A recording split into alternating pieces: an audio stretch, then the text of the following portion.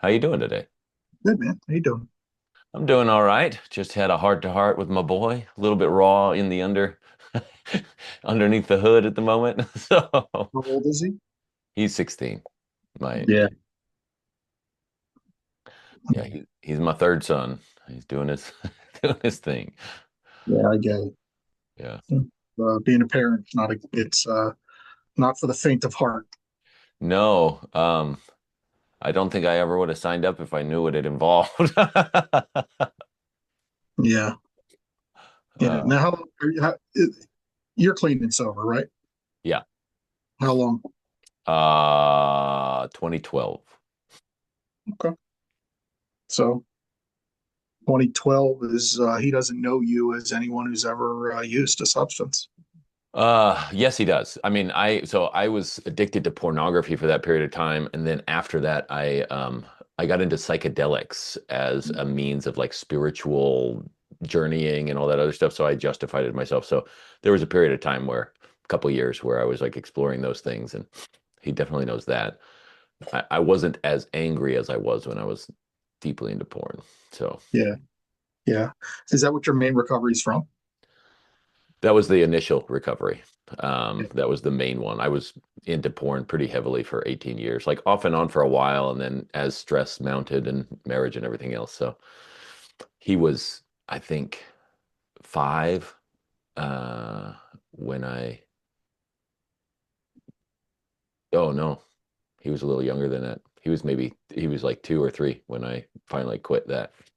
yeah. It's crazy. I mean, we talk about it not talk about a subject that's not ever really talked about, and people look at it with this deep level of shame compared to other addictions.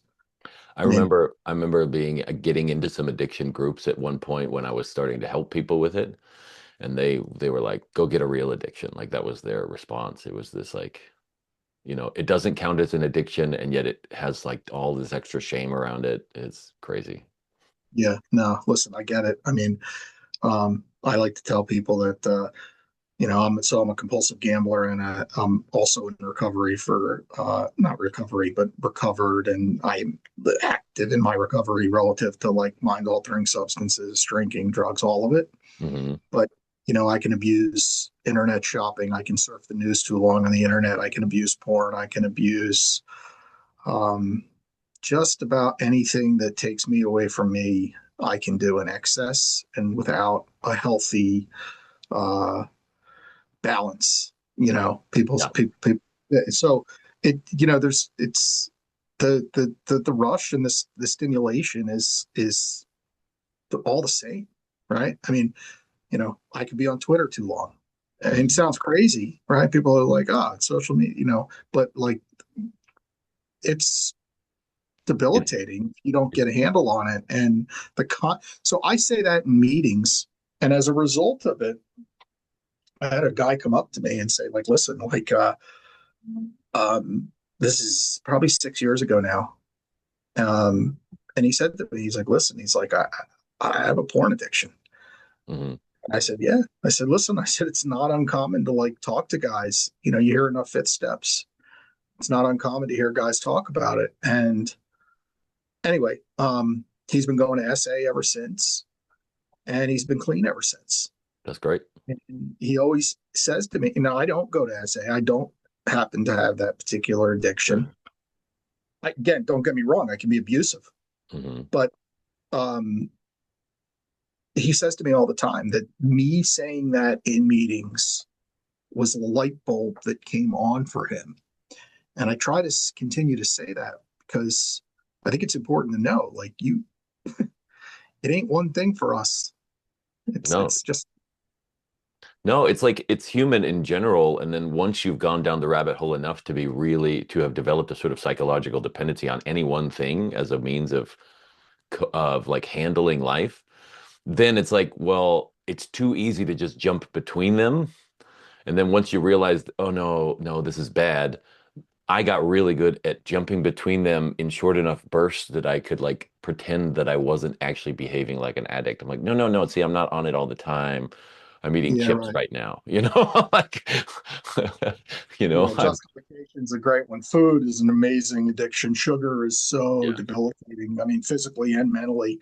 So, just another thing that that trips people up. And yeah, I definitely can act out with food and in the process of doing it right now a little bit. I'm not happy with where I'm at, but not willing to make a change.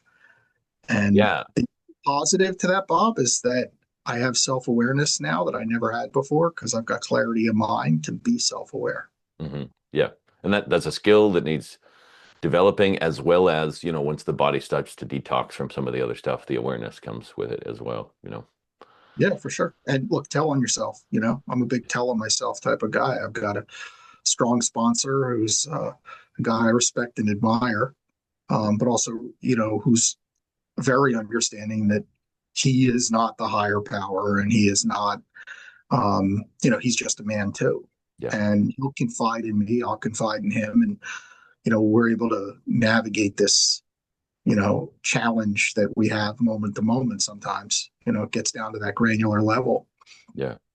And, look, sometimes you're not willing to make change too, right? So, I mean, just because you identify something doesn't mean that you're ready to make a change. I mean, I've had conversations with him about things where, I'll say like I'm doing this or this, and he'll say, well, what about taking a different path? And I don't want to hear it, and Yeah. I'll go down the wrong path for a little bit just because it may feel good or takes me away from something else that I don't want to deal with. And Those were I had a lot of beefs with the 12-step program, especially dealing with sexual addiction and whatnot, that there's a lot of issues that I had with their general approach to addiction. Um, but there are a few things that I think they did masterfully well, and there are two steps in there that are to become willing. And yeah, it took me a while to be like, oh no, that's the step I'm on. I'm not willing. Got it. Okay. All right. So yeah. this is normal. All right. I just don't want to. And that's where I'm at.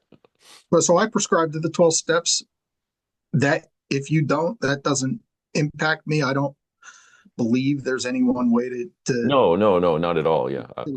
to live a healthy lifestyle. So I try to be super. Look, I mean, everybody says no judgment, right? It's like, what are you talking about? There's of course there's judgment. Like everybody's natural to judge. Yeah. Like it's impossible to go through life without judging. But the concept of no judgment for me is identifying that you are being judgmental and then losing that judgment. Yeah. So look, when I'm in my best, I don't have judgment and I can just kind of live and take in whatever it is that I have to or need Yeah. to in front of me. But it's also recognizing that you are going to have it and forgiving yourself for it and moving forward past that judgment to understand. Like for me, the greatest gift I've ever gotten as a recovered person is the concept of I don't know, Hmm. because my ego is what took me years to recover from. I haven't made a bet since March 6th, 1997. So what's that, Oh, 20 that's great. twenty That's all. nine years of Yeah. consecutive sobriety from gambling. But there's a reason I recommitted myself to my recovery back in 2016 and cut out all mind altering substances because I had gotten overrun and burned my life to the ground through ego. Mm. Ego took me to a spot where I felt like I needed to blot out a little bit because I just didn't think I could lose. I mean, I really thought I was the end all be all. I mean, I had a career that when I got clean and sober from gambling did nothing but go up, right? Up and to the right. So, having gone up and to the right for 10 straight years in big environments, Yeah. I literally thought it was me. Hmm. I literally thought it was me. It wasn't me. So crazy stuff. By the way, I don't know if we're taping now. This is it or it's not it, but Yeah, yeah. I normally do an intro, but I think we dived in pretty straight. So those of you listening, this is Jay Sapovitz.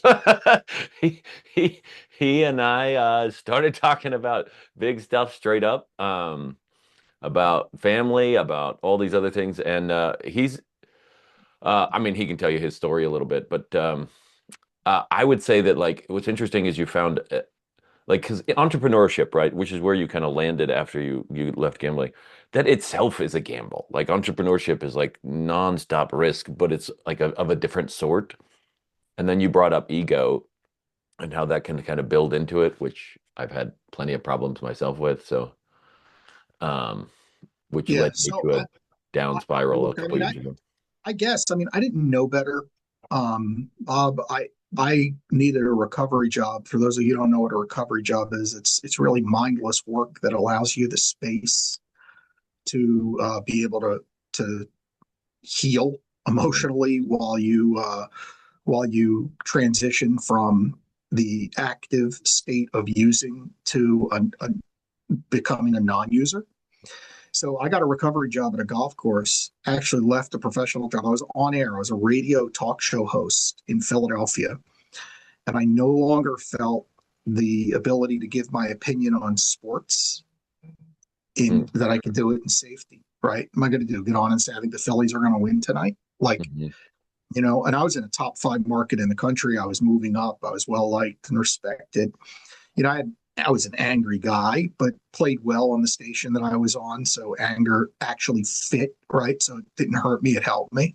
Yeah, yeah, I see that in some It, stations for it, sure. it played right into everything that I was, and I left that and I went to work in a 80 square foot gazebo shack in a parking lot at a golf course with high school kids as a 25-year-old college graduate who was on air at the number one sports talk show station in the country um, for about 3 months. And I would come home every day and give my tips to my girlfriend at the time. Gambling, you have to get out of debt. Yeah, You have to do it the right way, which is paying your debts and not bailing on them or getting a bailout from people in your life, which I had previously done. And we saw how that worked.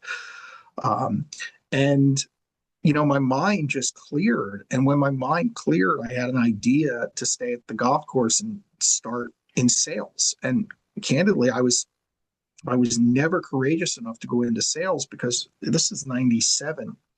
A hmm, lot of sales was commission only back then. I mean, people didn't hire you for big salaries. They hired you based on performance. The labor laws and rules weren't as employee friendly at yeah, the time. I didn't have the courage to just rely on commissions. Well, finally, I was able to get a small base, but get commissions. And I started selling for that same golf course. And then while I was selling for that golf course, I came up with an idea based on my history of being on the air in Philly and knowing what type of town it was. And you know, before I asked anybody permission, I just kind of went ahead and did it, right? Which was found a professional golfer to say yes, found a company to say yes. So, like, I wouldn't say I was an accidental entrepreneur, but like, I just had an idea and I ran with it and I did it and I didn't ask for anybody's permission. And that's how I got started in the whole thing. And what I found from that point was I became somewhat unemployable in some ways because, uh, you know, uh, it wasn't the path that um, was normal to take. Now, again, that said, that's 97. yeah. I think it feels like we've advanced 100 years in the last 30. So I mean now, like when you say to somebody, you just go out, what do the kids say? You can just do things. I mean, I just did things before people said you could just do things. Um, so yeah, that's how it all started. And as far as like the risk of being an entrepreneur, I'd say first off, it's not an all or nothing venture, or it doesn't have to be. Of course, I made it one, but it doesn't have to be. Yeah, likewise. Um, what I would say is, uh, I it, mean, life is a gamble too. I mean, I like in that regard, like it's all, if you work for somebody, they control your destiny to a degree. If you work for yourself, you control your destiny to a degree. There's risk in either route that you take. It's just what that risk is. And I think a lot of people have realized that. And that's why there's so many people working for themselves now. It's also become super easy to do it back in the back when I was starting, a side hustle was a really difficult thing to pull off. Whereas today, it's not. I mean, technology has afforded you the ability to do that, whether it's building an app or selling online, whatever, content creation. Now yeah, it's just so much easier. What are the key? I mean, like this is the sort of trajectory you went on, but you learned a lot in the process of identifying the fact that you had an issue with gambling and you had to like get out of debt, you had to pay your way out, you had to get a recovery job. And my like I assume that in that process something like shifted in you in terms of the way you took responsibility for your actions that you feel like helped contribute to your ability to navigate the entrepreneurial world, whatever the landscape was at the Yeah, time. yeah, it's a good question. It's an easy answer, actually. It's that success compounds Mm, and things take time, right? I mean, I went from 13 to 24, which is 11 years of hardcore gambling. Um, you don't recover overnight from 11 years of doing damage to yourself. So I had to face that reality every day. And I had a calendar, and I would come home and I would put a box on the previous day.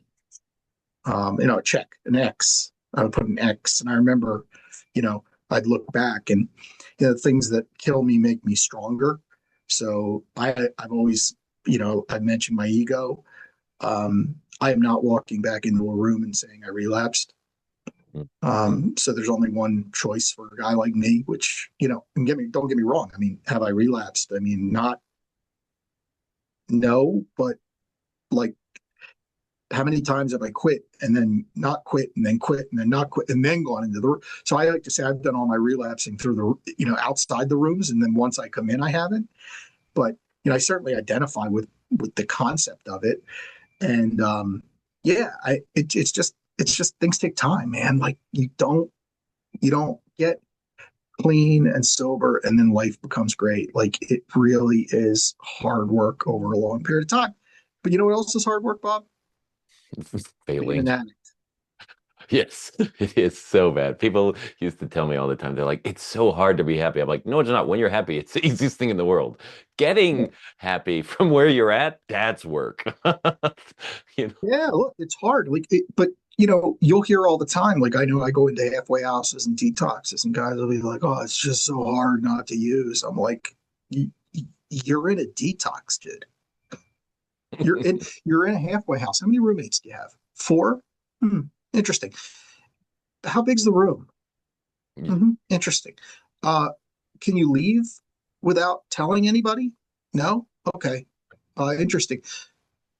Uh, you're telling me that this, you know, like being an addict is easier. Like, you know, so we just have this, we're so in tune to lie to ourselves and just tell ourselves these stories. It's like the biggest thing, like you asked me what I learned. I'm giving you one thing I learned, but another thing I learned is just like the truth. Like you hear, the truth will set you free. Like being able to tell myself the truth. My sponsor always says, I'll say like I'm having a bad day. He's like, you're not having a bad day. You had a bad 5 minutes and you're just milking it. Yeah. I mean, it's so true. Like it's like I don't like needles. Mhm. Like going to the doctors and getting a needle or getting my blood drawn. Yeah. The reality of getting your blood drawn is like they poke you and it hurts for like a millisecond. And then it really doesn't hurt anymore. And for a guy like me, I want to talk about it the whole day. Yeah. Have you You seen know how to? the movie We Bought a Zoo? No. The Matt Damon's character at one point in time at the end, his son, they're trying to like reconcile everything else, and his son is having a hard time with a girl because they had this really bad thing. And he goes, "What I've learned is it only takes 20 seconds of courage. 20 seconds. Because once you get going, then you don't need the courage anymore. Now you're just dealing with it." He's Yeah. like, Well, you just need 20 seconds.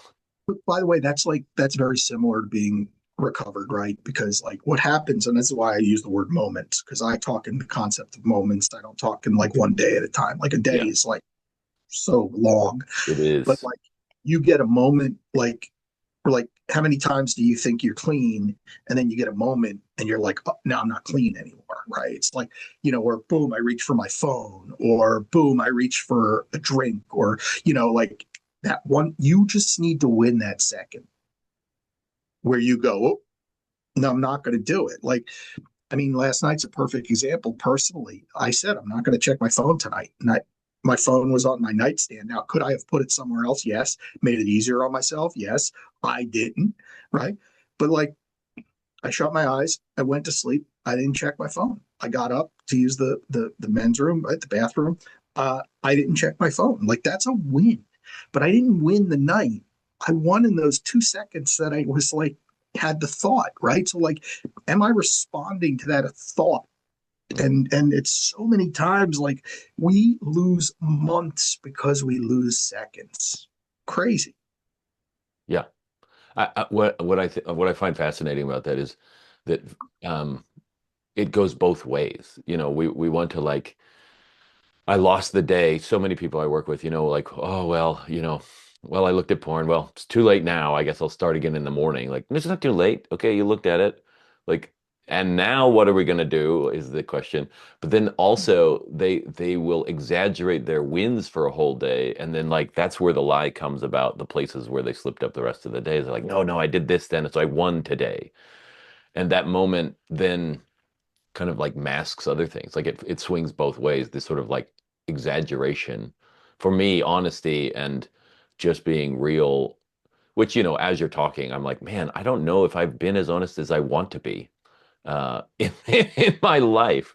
Um, because I look back and I go, yeah, like I stopped looking at porn in 2012, except for the times when I did momentarily, or it came on the screen and then I hovered. Yeah. And cause Right. with porn, it's tough with porn because like you've consumed it as soon as you see it, in a way, and or thought about somebody walking by for a longer than I wanted to, and I can say, well, then clean and sober is a much different story over those years. um, but it's easy to like hide behind, but like I wasn't doing this particular specific action and therefore I'm clean. It's so I'm in the promotional marketing space. I make merch and I do screen printing and embroidery. That's what I've done for 13 years, and I help companies with their branded products. That's my business life today. Mhm. Love the business. I just had a truth moment, and it hit me like a ton of bricks. I had seen that a company that I work with, the the guy in charge is a dear friend of mine, had produced an item that we hadn't done. Well, I know for a fact he's got another friend who's in this industry. And, when I had asked him about it, this is a while ago, he had told me, yeah, he gave so and so the order. You know, we're friends too. But I know I do the predominant amount of work for the company, right? And in my head, I'm like getting upset because I'm like, well, that should have been mine. I should have gotten that. Why did you go to somebody else, right? And then like I saw the piece that was produced on somebody, and this was just yesterday.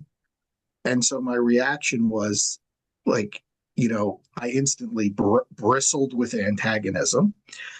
So I bristled. And, as I thought about it, I'm like, all right, what's the truth? And like, the truth is, he wasn't being a bad friend to me. He was being a good friend to the other person. And when I allowed myself to see the truth and not hold that resentment in,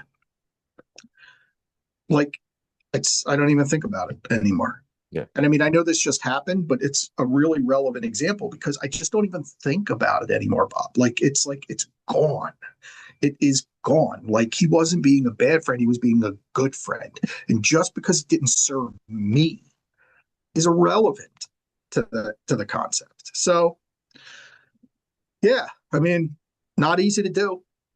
But Yeah, again, like what's the alternative? The alternative is really, really suck. It really sucks. That's it the does. challenge.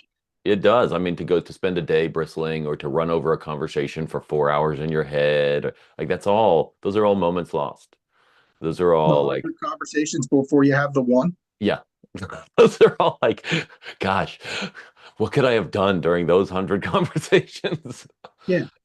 Yeah. It's, Well, I mean, what about the physical agony and the actual physical pain that you feel when you're having that conversation inside of your own head before you have it with the one person that you're should have the conversation with? yeah.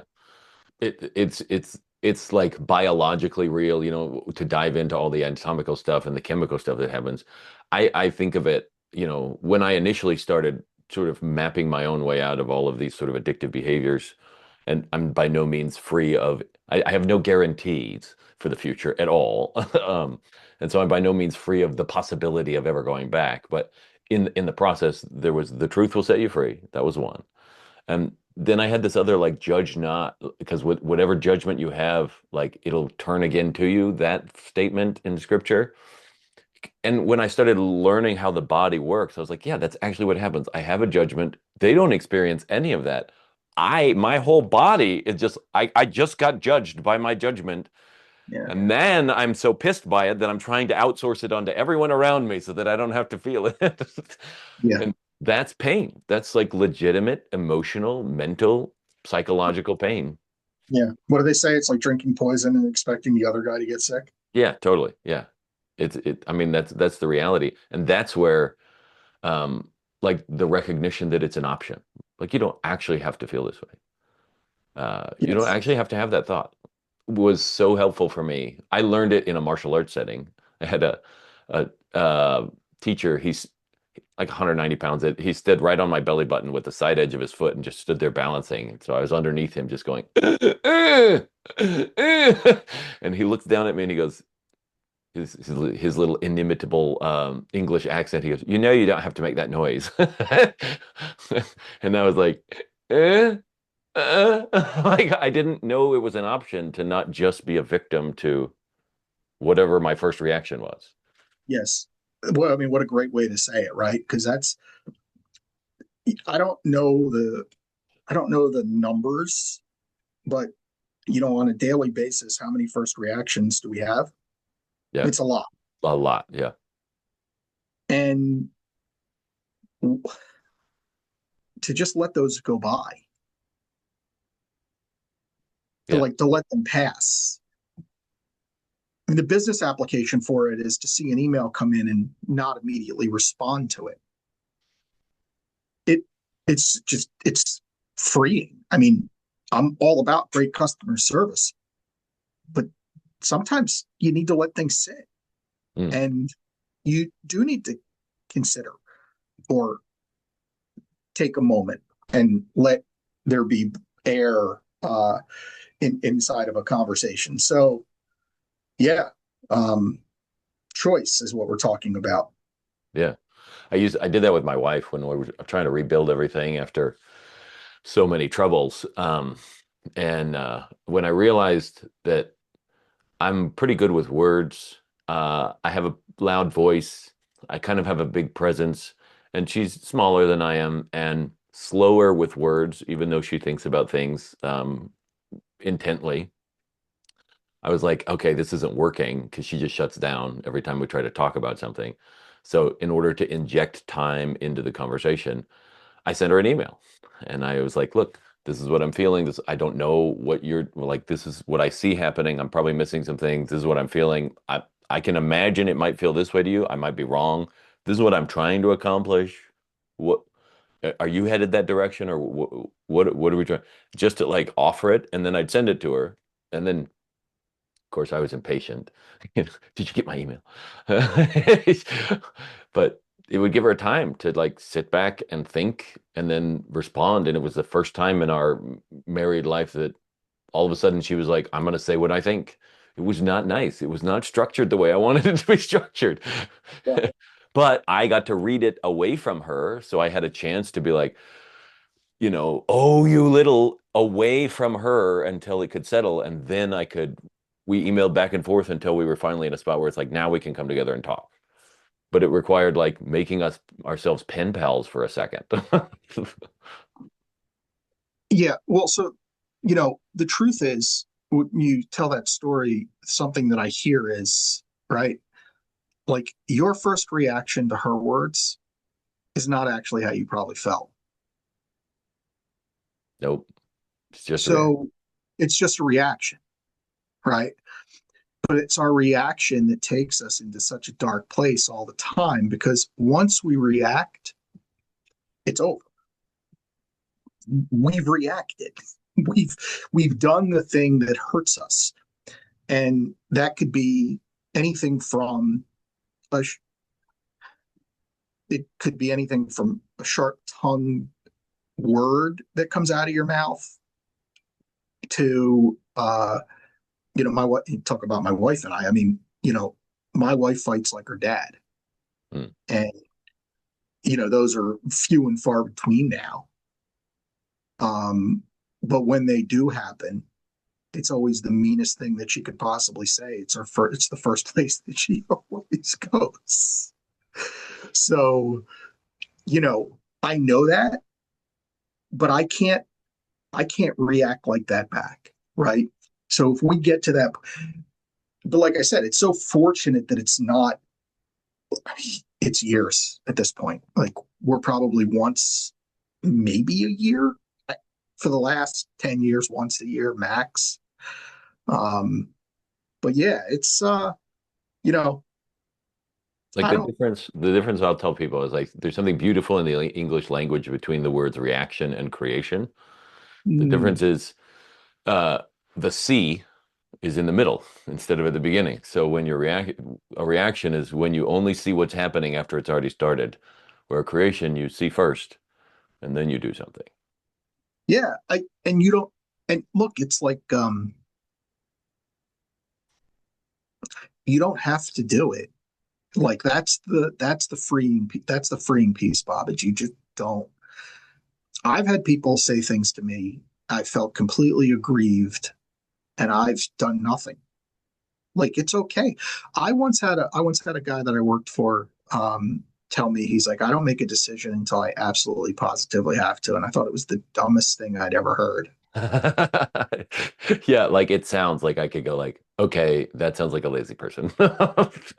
And when I like broke down what he was actually saying, all he was really saying is he gives himself ample time to think before he makes decisions. He didn't really wait until the last possible moment or till he had to possibly decide about everything. He was just saying that he gives decisions space. Hmm. And it's just, it's It's this, contrary to our current society. So, because the currency of modern life at the moment, at least in the West, is speed, instantaneous response, taking opportunities, impatience. I mean, I mean, there's an entire strain of social media videos, YouTube videos and whatnot, that are reaction videos. They're just somebody reacting to somebody. Like you're being paid to be reactive. So it's like so contrary, like when you just take time to pause and just be like, look, I don't have a response right now that's going to be healthy for anyone, so I'm just going to wait. if you, yeah, look, I mean, I hate to be cliche or full of idioms, but the first step to getting out of a hole is stop digging. Yeah. So if if you can just not continue to take a negative trajectory and stay even, you're gonna you're gonna notice at some level like you're gaining ground. Mm. And yeah, I'd say, look, right now I'm in a decent place, and that's subject to always change, both in the both in favor and in the opposite way, right? It's all contingent upon how hard and well I take action against my own life and experience. And, you know, not doing anything is taking action. It builds up over time. I want to go back to that a little bit. You know, things take time is one of these big lessons that you mentioned learning. Yeah. We just talked about like speed and patience and whatnot. I mean, the entire world of entrepreneurship has a lot of these promises of things that they'll take work, but really the ultimate promise is it'll happen quickly, even though they're saying it'll take work. Um, Mm, and so I listened to a podcast with Chris Williamson and what's his name, Diary of a CEO, Stephen Bartlett, a while back. They were just having a conversation, and Stephen asked Chris, you know, what do you see yourself maybe regretting in 10 years if you don't take action now? And the response kind of took me by surprise. It was this response that said, it, it seems like based on observation and research that the things we'll regret in 10 years are basically the same kinds of things we regret right now from 10 years ago. And so I sat back and I thought about it and I thought, what are the things that if I really look back, are the things that I have habitually regretted over my life? And they have revolved around not being a disciplined uh, student at something or doer of something. I have relied so much on motivation and inspiration or novelty or curiosity, like these other sort of external factors to give me the energy to do things. And I've done a lot of things, but I've always looked back and regretted just not going like, and I'm going to put one brick down today and another one tomorrow. And in 10 years, this is going to be amazing. And, but that sort of consistent disciplined action is something that I look back and I go, that's probably a regret of mine. Well, I know it has been, but that's the thing that I go, wow, that's the thing I got to work on. The embrace of time as just like, no, I'm going to do this over time. And that's how I'm committing to it. It's not, I'm going to do it for a result so that when I get the result, I can quit. yes. I mean, I don't know any other way to answer that besides yes. I mean, I totally am with you. It's, you know, had I started XYZ years ago and just done a little bit every day, where would I be today? And that's, yeah, I mean, I try not to look back on that because here's where I'm at. Yeah. The like only thing I can do is look forward. And look, a big piece of that is forgiving yourself. I'm just so prone to things like self pity and beating myself up and like those negative character traits that I'm not good enough or, Yeah. comparison versus identifying. I'm wired like that as an addict. I'm guessing you are as well. I have lived That, in those states. yeah. So, now I just have to like get that out of my head as fast as possible. No, that's not the way that it existed or went for me. And here's where I'm at today is where you're at today. You know, where if you want to assign judgment to it, is it good enough? And it's okay to just be where you're at. Like it really is. I mean, do I wish I was somewhere else? I mean, like wave a magic wand. I mean, maybe, but let's say I did have that magic wand, Pop, right? What wouldn't I have? What wouldn't I have? You Everybody wouldn't thinks have. about what they would have. Yeah. Nobody Great thinks question. about what they wouldn't have, right?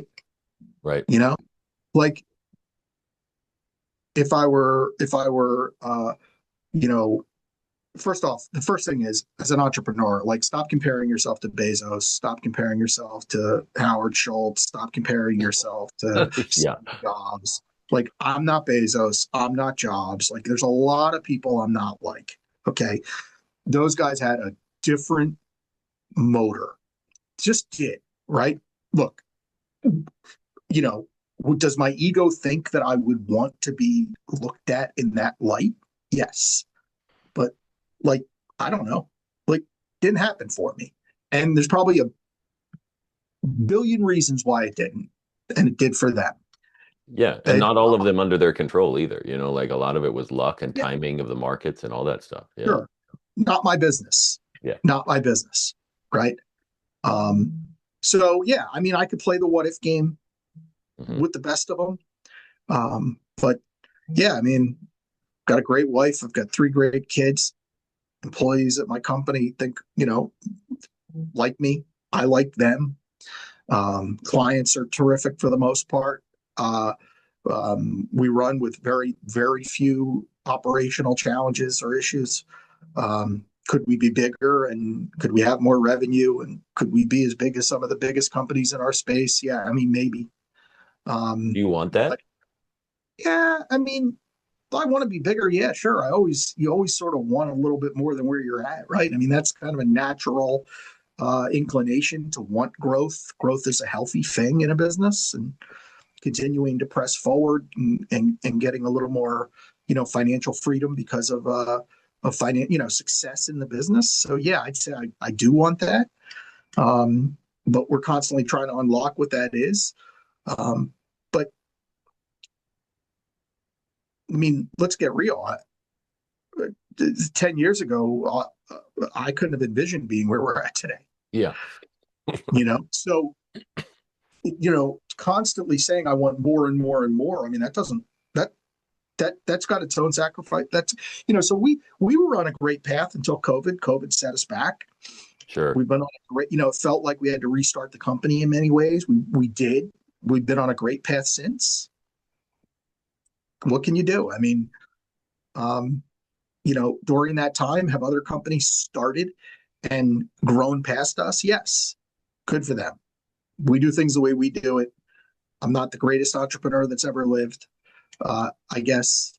And I'm going to have to be okay with that today. Yeah. I mean, one of the phrases that one of my teachers uses a lot, he used a lot when he was alive. He passed a few years back, was everything is Well, as it should be. And like to really come to terms with embodying that, like I have a knee injury right now, torn meniscus, torn ACL, so I'm walking a little bit differently than things. And to go, that doesn't mean I'm not going to try and do the best I can with it, but to suggest that everything is as it should be at every stage of that one is one that has been a constant journey to try and embody in many ways. But to I look at mean, a business, yeah, of course. Like again, you don't know that had you taken a left out of the driveway instead of a right out of the driveway, that you wouldn't have been hit head on, died, and your family would be without their father. So you just don't know that stuff, yeah, and so you know, you could live in that alternate universe of what ifs, or you could just kind of press on with where you're at. And yeah, I'm a press on with where I'm at, and I yeah, think where I'm at's pretty good. And yeah, look, I think that addicts, if you're going to invoke a higher power or God or um, some something outside yourself, are doing the work of carrying this message of hope to people at the lowest. I'll be at an event in Boston. I'm outside of Boston is where I'm at. I'll be at an event in Boston. There'll be 300 people there, and this is coming up. I'm not sure when this will air, but it's coming up, mhm, and you won't be able to tell who in the room was in a detox or who wasn't in the detox. But my guess is about 280 of the people, 250 of the people, 280, 300 people have went through that, right? And are now living productive lives. And, it's a gala to raise money for this group that I'm a part of. mhm. And yeah, it's like you just don't like when you've been to hell, when you've lived that life, the emotional torture, forget the physical pain, the Yeah, emotional torture, like the desire to have somebody and see somebody come out of it and like the light come on and like now live with this freedom, like nothing could be that bad, is truly eye opening and special, and what I chase today. yeah. I mean, there's such a joy that comes from finally seeing some, like they're not out of the woods necessarily, but to see them suddenly realize, oh, this is not undoable. This Yeah, this this is not something that I'll never recover from. Oh, I can actually move forward here. Like that shift from being a victim to their situation to justifying it, to feeling like there's something wrong with them, to like, okay, yeah, maybe there's something going on, whatever, but there's things I can do. There is some hope, is a profound thing to be able to be a part of. But at the same time, I also understand Hmm. when people kill themselves, the lead up to that, and Yeah. how it and how you can get trapped in the perception of it being an only option. Hmm. And it's very sad because there's so much proof out there that it isn't. Yeah, the difficulty is in being able to see it. Like it can be in front of you, but you can't perceive it as Yes. proof because of the state you're in. Your own perception of reality is distorted, and you just can't like you can't process that that is evidence of hope. They just can't process it. They're like, well, that worked for that guy. Oh yeah, well, I'm different than them. And that those are difficult things to like confront. And I would just say to anybody listening who feels like, well, they're different than me, I would say, yeah, they are, but not that different. Well, that's me. I mean, I know we talked about 12-step programs earlier, and to Yeah, me, that's the beauty of walking in one of those rooms is you hear your story over and over and over again, and you yeah. think you're alone in the reality. I mean, again, I'll go back to my sponsor. He just told me you're just not that special. Yeah, no, being in those rooms, I'd say for the first couple of months, it was one of the most like it was emotionally a big thing to do, but to admit, hey, I'm gonna be honest about the fact that this is a problem that I'm not in control of. That I have I can't control it. I'm doing something I don't like. And two, then to hear that same thing happen around a room. And the room I was in was a couples meeting. So it was like those who were struggling with the pornography stuff and their wives. And so I got to sit in that room and also listen to other wives. And it was like the first time I could hear what my own wife was going through because I was hearing it from another wife and it wasn't an accusation. Interesting. And I was Yeah. like, oh my gosh, is that what I'm doing to my wife? Or was that Right. what she's going through? I didn't, oh, that's rough. It was so eye-opening. And so, like, at once there's a sense of like, okay, I'm not alone in this. Two, I'm getting a much more clarity about the situation. And all of that honesty and truth then became sort of the foundation upon which I could then explore other things to be able to really set it down.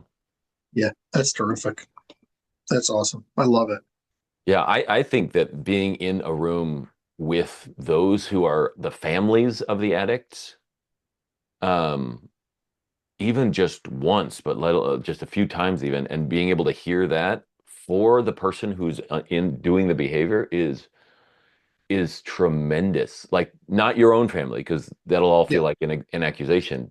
And my wife was staying at home with the kids, so I didn't have to like sit next to her and feel that while I was hearing this.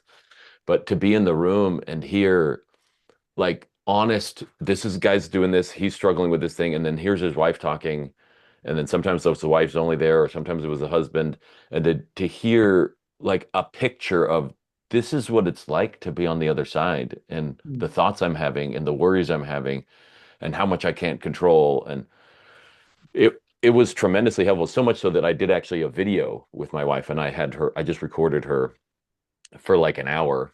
Her friend came and interviewed her and talked about her situation. And for years, like the people that would come and ask for help with their pornography addiction, they would come because they would see at the end of the like case study page, like the video of my wife, and they're like, that was the most impactful thing ever. Like I had no idea. I thought me telling my story was impactful, and yeah, they connected with it because they're like, okay, that's me. But them hearing my wife's story was like, oh, I didn't realize what was going on the other Yeah. side. One of the so one of the things I do in my recovery today is if you call the 1-800 gambler line, Hmm. I'm I'm one of the people who mans that. Okay. Um, so it's broken up by state. So I'll get calls from the state that I live when people call that phone number, and that's like the hotline, so to speak, right? Where who pe- for people who need help. So my tally is right now we're about one in every third call is the actual gambler, and 2/3 are family looking to help. Yeah, what has that done? Like, do they tell you their story? Are they just asking for advice? What do they? Well, I mean, look, uh, the family conversation is actually a very simple one. It's you got to help yourself. Like you can't control the addict. Uh, but it's hard. It's you want to reach out and hold them and tell them like it's going to be okay, and but you can't because they're so helpless.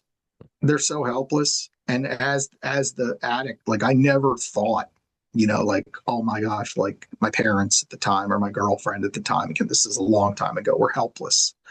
I never thought like I was doing anything to anybody else or it was impacting anyone else. It was just like me, me, me, me, me, me, me. Everything was about me. My point of sharing that 2/3 of the calls that I get are from people who aren't the addict themselves on that line is that these poor people, I mean, it's they're suffering and it's not them doing it. Yeah. So What's yeah, I mean, what's crazy. interesting. Go ahead. No, it's very difficult. It's a very when I think of that being in that spot is, it's I just feel terrible for them. Yeah.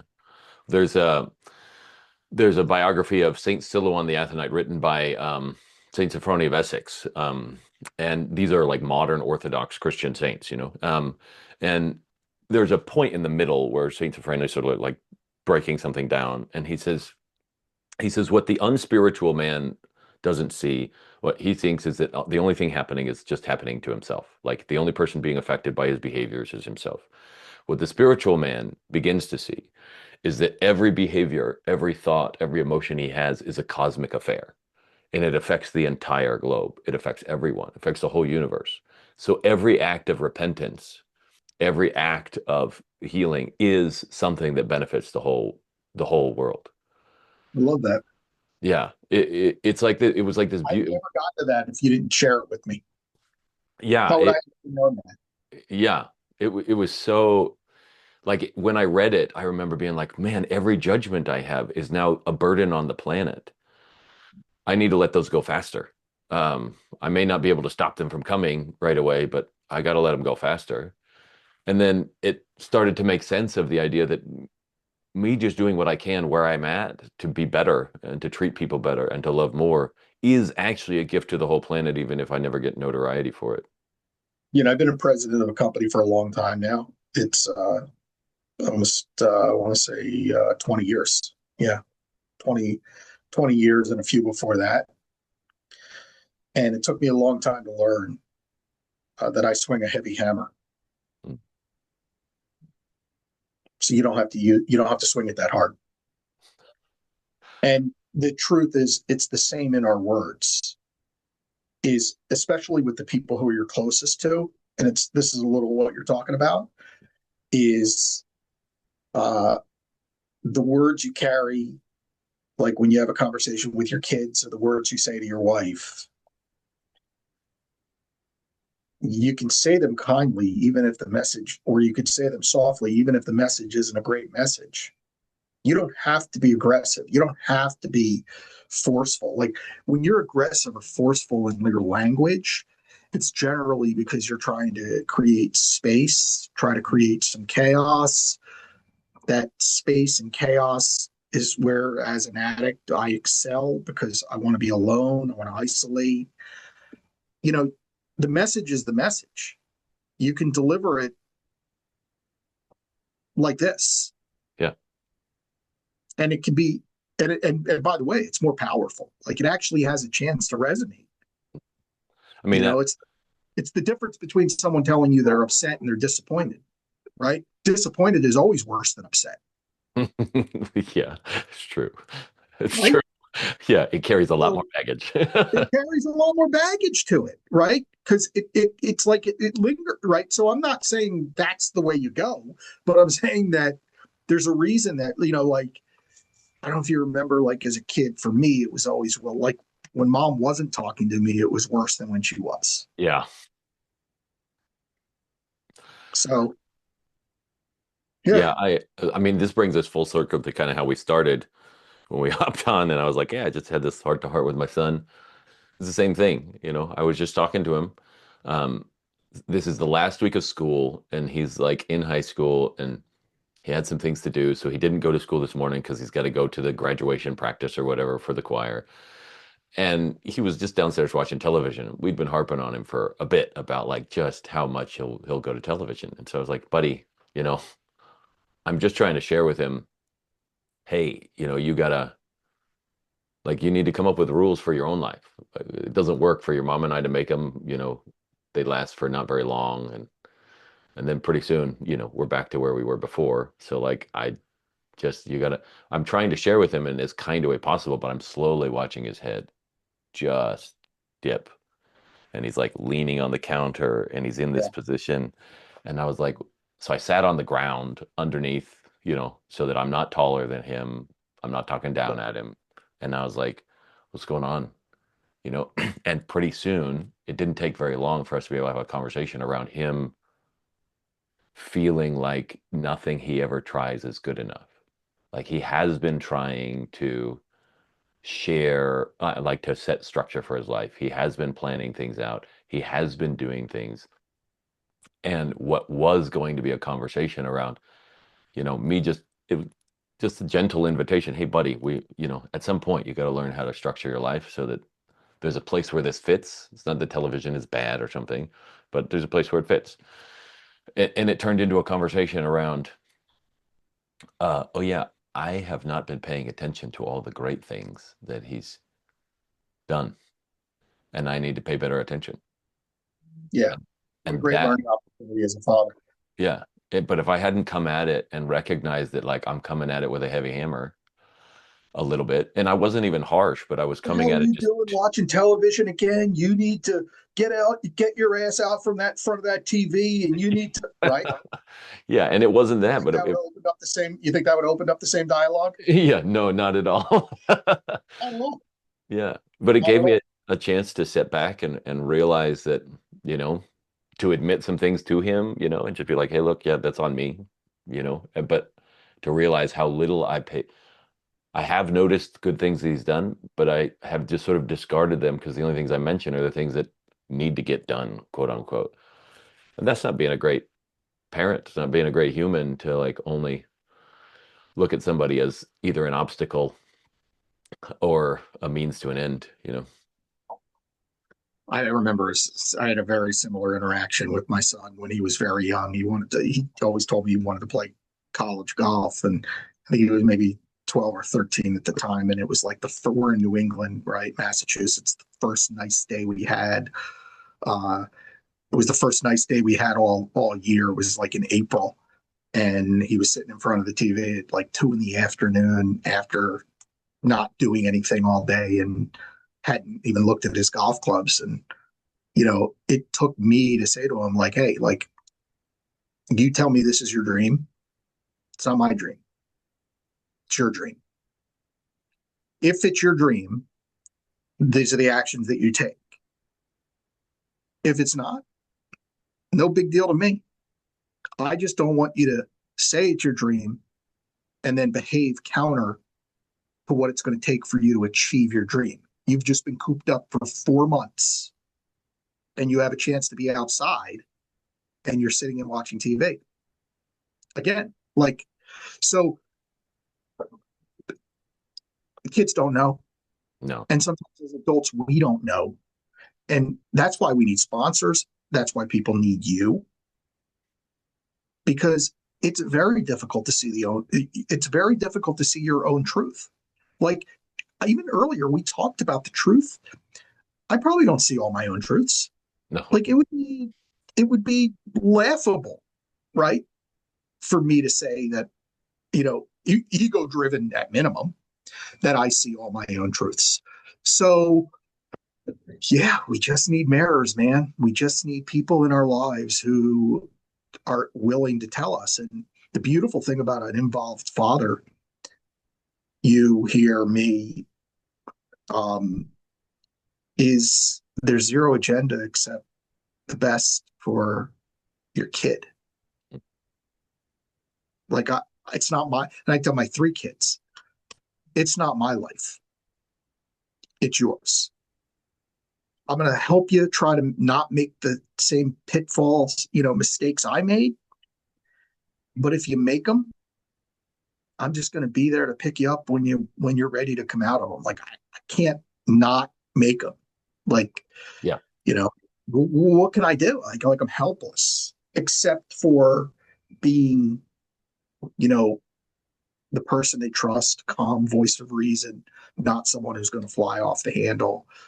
Um, and you know, Yeah. steady, consistent, being consistent and steady in my mood.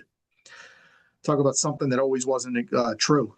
Yeah, you bet your bottom dollar that one.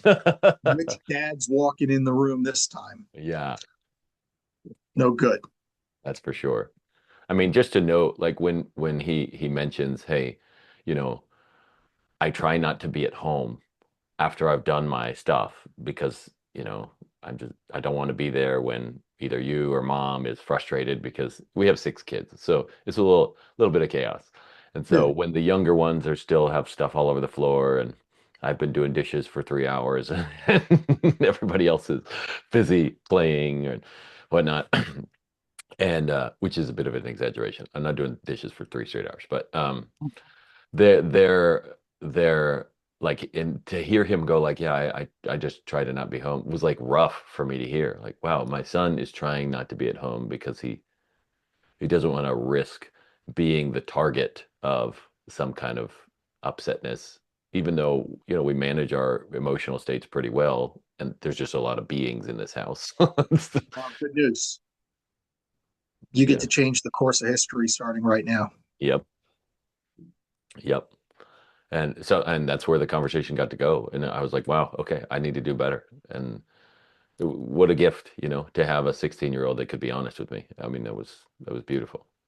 Well, yeah. I mean, for all the negative that you're talking about, there's a there's a there's a huge percentage of 16-year-olds that shut the door, tell you to mind your own business, and go out and blot life out with drugs Yeah. or other addictive behavior. Whereas your kid had an open and honest conversation with you. Yeah, it's a gift. Yeah. So good. Well, Jay, it's been an hour. We probably got to wrap up. It's been a great conversation. We've gone all over the Yeah. place. I really have appreciated just one, like one, your honesty about your situation, not afraid to step up and be real. It's a quality that is trained over time once you've recognized the problems that come with lying. And so like that speaks to a lot of time spent trying to be honest and failing and trying to be honest and failing. And the other side of it has just been like your interest and willingness to listen too. I watched multiple times during this where I almost thought that the video was frozen because you're just sitting there listening.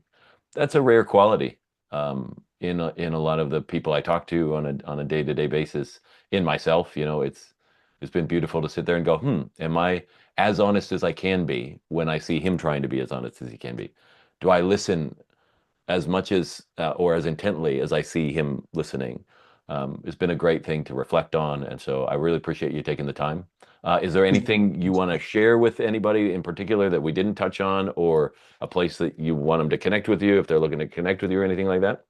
Yeah, look, I'm being very active on LinkedIn. You're welcome to go to my profile there and connect with me. It's always a treat when someone connects with me on LinkedIn and says like, I can't believe it. Like I've got a gambling problem and need help. I mean, I've had that multiple times now. And, I know there's a way out and believe I could help people with that way out. Um, yeah, I'm not going to say I like that because, but you understand the context of Yeah, yeah. saying that. And then JAY at Inked Stores, INKDSTORES.com is my direct email, INKDstores.com, JAY. And, look, I'm